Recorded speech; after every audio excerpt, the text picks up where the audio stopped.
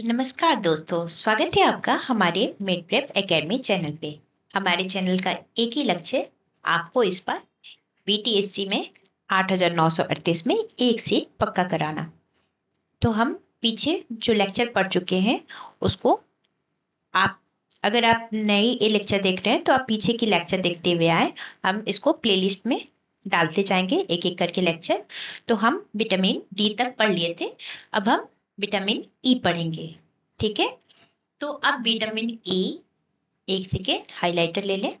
चलिए, vitamin E को tocopherol भी कहते हैं। ठीक है, विटामिन ई को क्या कहते हैं? टोकोफेरॉल भी कहते हैं।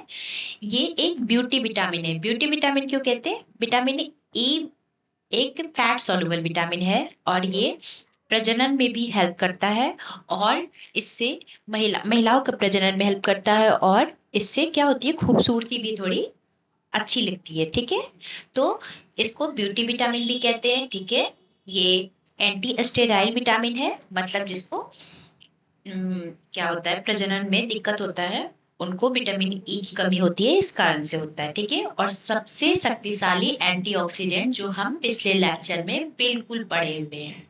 क्या पढ़े थे हम? विटामिन ई सबसे शक्तिशाली एंटीऑक्सीडेंट है। फिर इससे कम कौन सा है? Vitamin C. और उससे कम कौन सा है? कमेंट में आप हमें बताएंगे, मैं आपको नहीं बताऊंगी। ये हमारे पिछले लेक्चर में जो देखे होंगे उन्हें बिल्कुल याद होगा। चलिए, अब विटामिन ई खोज किसने किया था? वैसे तो खोजकर्ता का नाम उतना याद रखने की जरूरत नहीं है, लेकिन फिर भी ई से आप इवेनस एक मोटा मोटी समझ सकते हैं, इतना याद रखने की जरूरत नहीं है। सीरम लेवल में बहुत कम मात्रा में चाहिए, 1 mg पर डेसीलीटर से भी कम। ठीक है, टोकोफेरॉल जो है ग्रीक वर्ड है, जो टोकोस और फेरो ओल।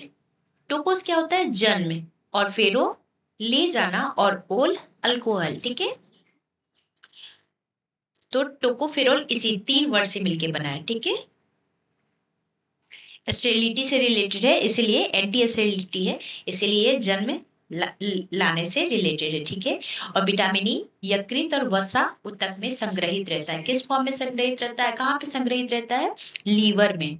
और ये फैट सॉल्युबल होता है, इसलिए ये टिश्यू में भी, वसा में, टिश्यू के नीचे जो वसा होता है, फैट जो होता है, उसमें ये विटामिन ई पाया जाता है। तभी तो खूबसूरती रहती है। अगर वसा में विटामिन ई रहेगा तो आपकी खूबसूरती बनी रहेगी। अवशोषण कौन करता है? गृहिणी। गृहिणी में अवशोषण होता है इसका। ठीक है, अब चलते हैं कार्य पे। प्रजनन के लिए आवश्यक होता है और त्वचा की अखंडता बनाए रखता है। तो त्वचा की अखंडता बनाए रखता है, तो इसलिए यहाँ ब्यूटी से ही आपको याद रहेगा, तो ये सब पे हाईलाइट नहीं करेंगे, कम हाईलाइट करेंगे ताकि आपको चीजें याद रहे उतनी। ठीक है, और प्रजनन के लिए आवश्यक है, वो भी एंटी स्टेरिलिटीज के नाम से ही क्लियर है, तो आप समझ सकते हैं। फिर शक्तिशाली है, एंटीऑक्सीडेंट, सबसे बेस्ट एंटीऑक्सीडेंट विटामिन ई होता है। एमिनो एसिड को अवशोषण के लिए, एमिनो एसिड क्या होता है? प्रोटीन, उसको एब्जॉर्ब करने में विटामिन ई मदद करता है। और रक्त कोशिका झिल्ली का घटक और हेमोलाइसिस से बचाता है। मतलब क्या हुआ? रक्त कोशिका जो होती है, ब्लड जो होता है, blood cell, WBC, RBC, platelets, ये सब ब्लड सेल हैं। तो झिल्लियों का घटक, उसको हेमोलाइसिस क्या होती है? उसका हेमोलाइसिस का मतलब क्या होता है? टूटना, क्षति होना। ठीक है, कम होना। ठीक है, तो उसको टूटने से बचाता है, हेमोलाइसिस से मतलब खत्म होने से बचाता है। ठीक है, तो इसीलिए खूबसूरती बनी रहती है। त्वचा त्वचा भी अखंडता बनाए रखता है, रक्त की झिल्लियों को भी, उसकी कोशिकाओं को भी हेमोलाइसिस से बचाता है। ठीक है, सबसे शक्तिशाली एंटीऑक्सीडेंट है। एमिनो एसिड का अवशोषण करने में भी मदद करता है। ठीक है, अब हम लोग स्रोत पे चलते हैं, ये मिलता कहाँ कहाँ है। तो अगर पशुओं को देखें तो दूध, मांस, मछली, अंडे की जर्दी जो होती है, यॉल कहते हैं, येलो पार्ट जो होता है, पीला वाला पार्ट गोल अंदर वाला, उसमें मिलता है। और पौधों में अगर देखें तो सूरजमुखी के तेल में विटामिन ई, ये क्वेश्चन आ सकता है। सबसे इंपॉर्टेंट होता है जो सर्वाधिक होता है, उसका जो भी स्रोत सर्वाधिक पाया जाता है ना, सब में का आपको कम से कम उतना याद रखना ही है। बाकी एक्स्ट्रा याद रहे तो बहुत अच्छी बात है। अगर नहीं याद रहा तो सर्वाधिक निश्चित याद रखें। फिर कपास के तेल में, सरसों के तेल में, तिल के तेल में, दाल में, बादाम में, सेव में, सब में विटामिन ई मिलता है। ठीक है, हम लोग सरसों का तेल तो खाते हैं, इधर बिहार में सरसों का तेल खूब चलता है, तिल का तेल, फिर दाल, बादाम और सेब। ठीक है, इन सब में मिलता है। अब डेली रिकमेंडेशन क्या है शिशु के लिए? 5 mg। ठीक है, वही थोड़ा बच्चा बड़ा हो गया तो थोड़ा ज्यादा चाहिए विटामिन ई, और बड़ा हुआ तो यहाँ यहाँ सब बढ़ते क्रम में है, तो ये एक अच्छी बात है। क्योंकि हम लोग इसके पहले जो भी पढ़े हैं, जैसे विटामिन डी था, वहां क्या था, 400 आयु था। ठीक है, तो 400 आयु था, और जैसे थोड़ा सा बड़ा हो रहा था तो 200 आयु हो जा रहा था, और फिर गर्भावस्था और स्तनपान में वहां 400 आयु था। ठीक है, और इंटरनेशनल यूनिट में ही पूछता है, तो उतना याद रखना जरूरी है। अब लेकिन विटामिन ई की जहां बात है, ई में क्या है, बच्चों को, शिशु को सबसे कम चाहिए, फिर बच्चों को उससे ज्यादा, वयस्क को उससे ज्यादा, और स्तनपान वाली महिलाओं को उससे ज्यादा चाहिए। ठीक है, अब कोई कहेगा कमी से क्या प्रॉब्लम आती है, क्या रोग होता है, उसको देखते हैं। तो विटामिन ई की कमी से बांझपन, क्योंकि एंटी स्टेरिलिटी उसका नाम ही है, तो बांझपन को, प्रजनन में विफलता होती है। ठीक है, मेल हो फीमेल हो, सबके प्रजनन में अगर उसके शरीर में विटामिन ई की कमी होगी तो उसकी प्रजनन में विफलता आएगी। फिर हेमोलाइसिस होगा। हेमोलाइसिस क्या है? ब्लड का, रक्त का टूटना। ठीक है, मांसपेशी डिस्ट्रॉफी होगी। मांसपेशी डिस्ट्रॉफी क्या है? मसल्स का डिस्ट्रॉय होना, मतलब खत्म होना, मतलब नष्ट होना। ठीक है, मसल्स का नष्ट होना। और जिसको भी अगर मैं पढ़ा रही हूँ इसमें कोई भी प्रॉब्लम आएगा, आप हमें कमेंट में क्वेश्चन छोड़ दीजिएगा, मैं आपको अगले लेक्चर में उसका जवाब दे दूंगी। ठीक है, फिनोडर्मा। फिनोडर्मा क्या था? हम लोग ये फैट लिपिड वाले चैप्टर में भी पढ़े थे। क्या था फिनोडर्मा? छोटा छोटा दाना हो जाता है, रुखरा हो जाता है, ठंडा के दिन में हम लोग देखते हैं ना, स्किन में बहुत ज्यादा रुखरा हो जाता है। ठीक है, छोटे छोटे दाने हो जाते हैं, वही है फिनोडर्मा, रफ हो जाता है। तो विटामिन ई की कमी से भी होता है और फैट की कमी से भी होता है। ठीक है, एलोपेशिया। ठीक है, अब हम लोग चलते हैं विटामिन के पे। ठीक है, चलिए, इसको फाइलोक्यूनोन भी कहते हैं। विटामिन ए को क्या कहते हैं? Phylloquinone. Anti haemorrhagic factor, clotting factor. ठीक है, जब प्रीटर्म बेबी होता है, जब बच्चे जन्म लेते हैं, तो उस समय विटामिन के का हम लोग उन्हें इंजेक्शन भी लगाते हैं, क्योंकि उस समय क्या होता है कि उन लोग का, जैसे विटामिन के क्या है, हमारे इंटेस्टाइन में खुद ही बनता है, लेकिन जब बच्चा टाइम से पहले जन्म ले लेता है तो उनके शरीर में तुरंत तुरंत जो भी जन्मा रहता है, उन सबके प्रीटर्म में भी और टर्म में भी जो तुरंत तुरंत जन्म रहते हैं, उनको 1 mg 1 ml देते हैं। ये हम आपको चाइल्ड हेल्थ नर्सिंग में डिटेल में पढ़ाएंगे। यहाँ बस आया विटामिन के तो हम आपको बता रहे हैं। ठीक है, यहाँ मेनली क्या पढ़ना है, हम लोग उस पर चलते हैं अभी। फाइलोक्यूनोन है, एंटी हेमरेजिक फैक्टर है, क्लॉटिंग विटामिन भी कहते हैं। इसी के कारण हमारे जब रक्त कट जाता है स्किन में कुछ भी, तो रक्त बहता है, तो विटामिन के ही क्लॉट कर देता है, और फिर हमें उससे, रक्त को बहने से, रक्त को बाहर निकलने से बचाता है, थक्का जमा देता है। ठीक है, तो सीरम स्तर क्या होगा? 0.2 टू 3.2 mg पर ml। ठीक है, और ये हेनरिक डैम 1939 ये खोज करता, आपको नहीं याद करना है। ठीक है, अब केवन क्या है? फाइलोक्यूनोन। ये पौधों से मिलता है, पौधों की स्त्रियों को फाइलोक्यूनोन कहते हैं। कीटू क्या है? मेनाक्यूनोन। ठीक है, पी से पौधा है, पी से फाइलो है। ठीक है, फाइलो मतलब फाइलम होता ही है प्लांट के लिए। ठीक है, मेनाक्यूनोन बड़ी आंतों के जीवाणु ई कोलाई द्वारा संश्लेषित होता है। ठीक है, बड़ी आंत जो लार्ज इंटेस्टाइन है, उसमें क्या होता है? ई कोलाई नाम की बैक्टीरिया होती है, जो कि क्या करती है, ये विटामिन के को वहां बनाता है, संश्लेषित करता है।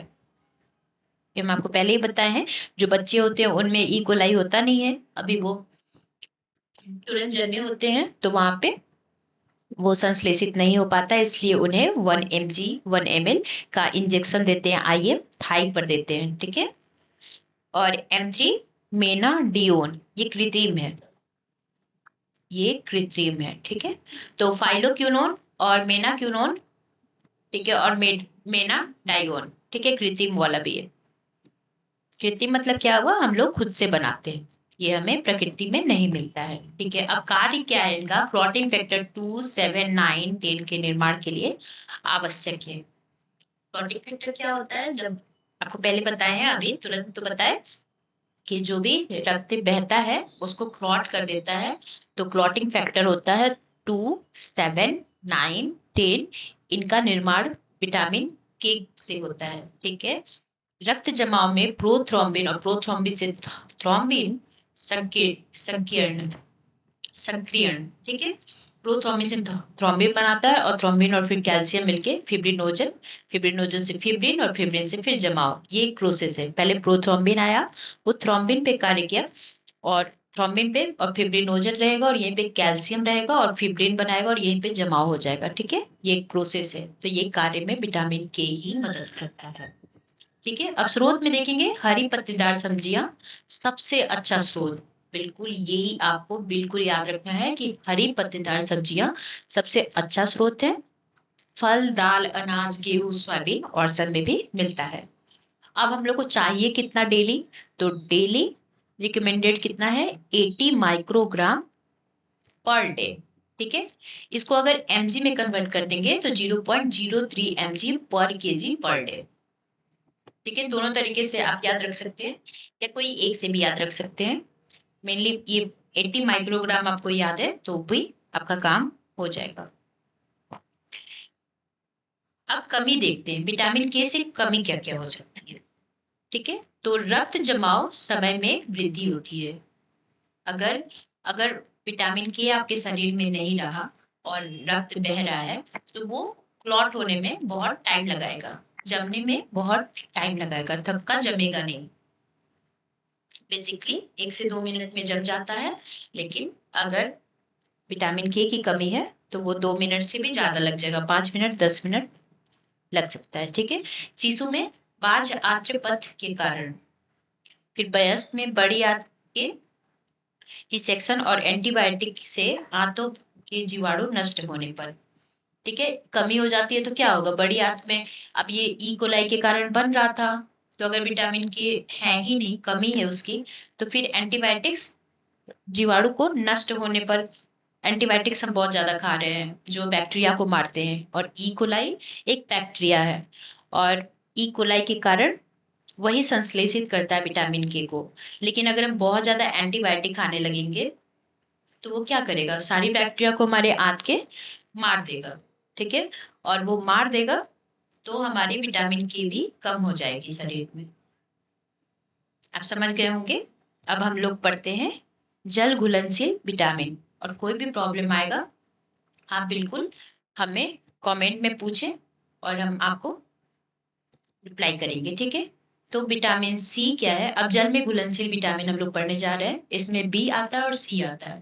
तो पहले सी देख लेते हैं, फिर बी में बहुत सारे वेराइटी हैं, बी कॉम्प्लेक्स कहते हैं सबको मिलके, तो उसको एक एक करके पढ़ेंगे। तो जो विटामिन सी है, इसको एस्कॉर्बिक एसिड भी कहते हैं, एंटी स्कर्वी फैक्टर भी कहते हैं, और इसको खोजा किसने था, वोंग एंड किंग ने 1932 में।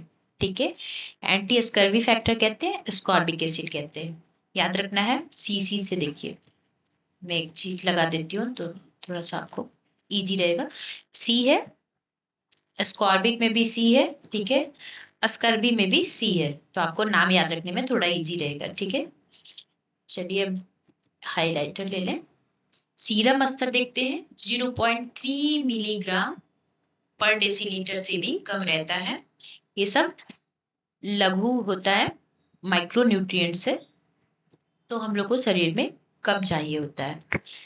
एक यह मूल्यतः एक मोनोसेक्राइड हेक्सोज C6 है। ठीक है, इतना ज्यादा आपको नहीं जानना है, फिर भी एक मोनोसेक्राइड आपको पता होना चाहिए, हम लोग पुराने लेक्चर में भी देखे हैं। मोनोसेक्राइड में विटामिन सी हेक्सोज में आता है। ठीक है, अत्यधिक जल घुलनशील आता है, जल धोने योग्य विटामिन है। अगर जिस सब्जी में अगर विटामिन सी मिल रहा है और उसको खूब धुल देंगे ना, उसको अगर धुल देते हैं तो उसका विटामिन सी खत्म हो जाएगा। ठीक है, उष्मा संवेदनशील विटामिन है, किसी चीज में अगर विटामिन सी मिल रहा है और उसको हम जला देंगे तो वो विटामिन सी नष्ट हो जाएगा। तो उष्मा से संवेदनशील है, जल धोने योग्य विटामिन है, मतलब जल में धुल जाएगा। ठीक है, यही है अत्यधिक जल घुलनशील। अब हम लोग कार्य पे आते हैं। कार्य में क्या है, हड्डियों और दांतों में कोलेजन निर्माण और कंकाल वृद्धि। मतलब क्या है, हड्डी और दांत, जो भी हड्डी और दांत है उसमें कोलेजन का निर्माण करता है। ठीक है, और कंकाल की भी वृद्धि करता है। कंकाल क्या है, हड्डी, जो बोन होता है उसकी भी ग्रोथ में मदद करता है विटामिन सी। और हड्डी और दांतों में भी कोलेजन का निर्माण करता है। कोलेजन भी एक टाइप का प्रोटीन है जो हमारे स्किन में मिलता है। ये इलास्टिसिटी रहता है इसमें। अगर मतलब जिसके अंदर कोलेजन अच्छी मात्रा में रहेगी उसकी शरीर फेस सब एकदम टाइट रहेगा। ठीक है, अब सीटी में कोलेजन निर्माण और घाव भरना। ठीक है, घाव भी भरने का काम आता है, ये इंपॉर्टेंट है। फिर जीआईटी में आयरन अवशोषण करना ट्रांसफेरिन प्लाज्मा प्रोटीन द्वारा, ये इंपॉर्टेंट है बिल्कुल। जीआईटी ट्रैक्ट में आयरन को एब्जॉर्ब करता है, और आयरन को एब्जॉर्ब करता है ट्रांसफेरिन प्लाज्मा प्रोटीन द्वारा। ठीक है, चलिए ये ट्रांसफेरिन क्या है, जो हम लोग आयरन लेते हैं फेरस फॉर्म में, जो फेरस फॉर्म में लेते हैं, तो अगर विटामिन सी हमारे शरीर में रहता है, आयरन के साथ हमें विटामिन सी जरूर लेना चाहिए, वो लेंगे तो वो फेरस फेरेटिन में कन्वर्ट हो जाता है और फिर वो स्टोर हो जाता है, ट्रांसफर होके ट्रांसफेरिन से ट्रांसफर होता है पूरे बॉडी में और फिर वो स्टोर हो जाता है। ठीक है, तो ये इंपॉर्टेंट है, और ये लाइन भी एकदम इंपॉर्टेंट उतना ही है।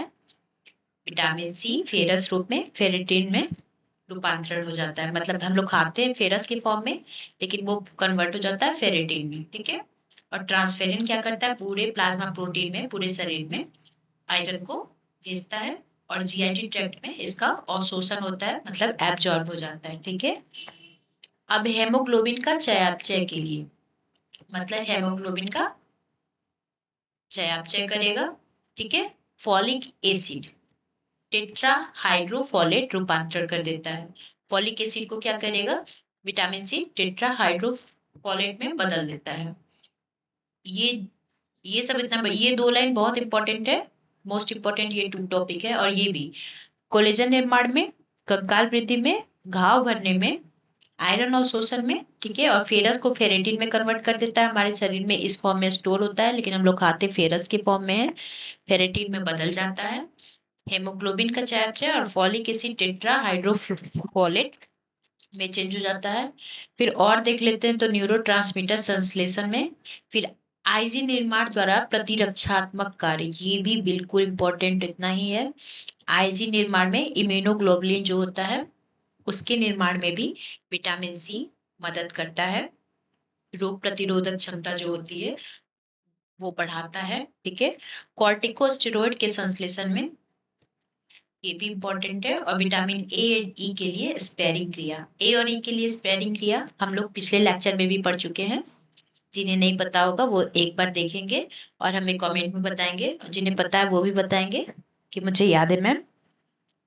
ए और सी को स्पेयरिंग क्रिया को कैसे बचाता है।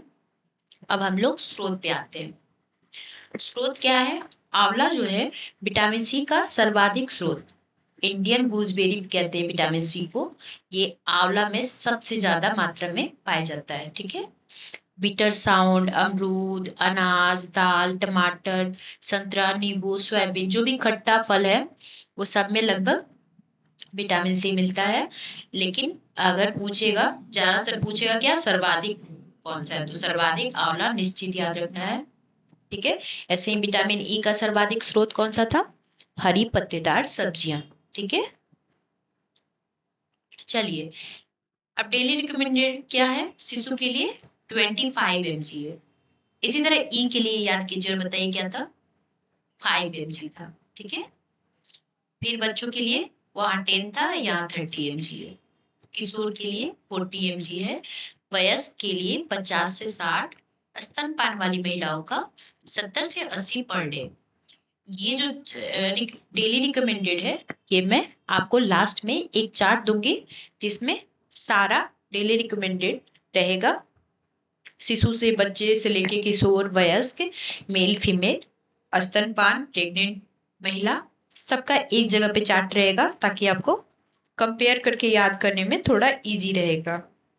ऐसे अलग अलग पढ़ने में थोड़ा इजी नहीं पड़ता है, उस समय लगता है याद हो गया, बाद में लगता है कि भूल रहे। तो उस पे हमको ध्यान है कि आपको कैसे याद कराना है इसको, ये लास्ट में हम लोग करेंगे सबका एक जगह पे। अब हम देख लेते हैं विटामिन सी की कमी से होती क्या है। तो एक बड़ी बीमारी है स्कर्वी। स्कर्वी क्या होती है? विटामिन सी की कमी से होती है, जिसमें क्या होता है, मसूड़ों में सूजन, स्पॉन्जी, आसानी से खून बहना, ठीक है, ये होता है। अब बाल स्कर्वी में क्या होता है? बुखार हो जाता है, चोट की संभावना, चिड़चिड़ापन, भूख ना लगना, हड्डी वृद्धि में कमी, कोस्टल कार्टिलेज का उभरना, पसली का मुड़ना, ये सब क्या है? अगर बच्चों में स्कर्वी की कमी हो जाएगी तो क्या होगा? उन्हें बुखार लगेगा, बहुत जल्दी गिरेंगे तो उनको चोट लग जाएगा, मन एकदम चिड़चिड़ा सा लगता रहेगा, खाना खाने का मन नहीं करेगा, उनकी हड्डी में अच्छी वृद्धि नहीं होगी, ठीक है। यही सब है, पसली एकदम मुड़ा हुआ रहेगा, टेढ़े मेढ़े दिखेंगे वो लोग, ठीक है, जो बच्चों में विटामिन सी की कमी है, ठीक है। अगर वयस्क में स्कर्वी हो जाता है, दो टाइप का स्कर्वी है, तो बच्चों का हो गया, अगर वयस्क का स्कर्वी हो गया, वयस्क में होता है स्कर्वी तो बुखार लगती है, घाव भरने में देरी होती है, माइक्रोलाइटिक हाइपोक्रोमिक एनीमिया हो जाता है। ये एनीमिया का एक प्रकार है, हम लोग एनीमिया को भी बढ़िया से पढ़ेंगे आगे।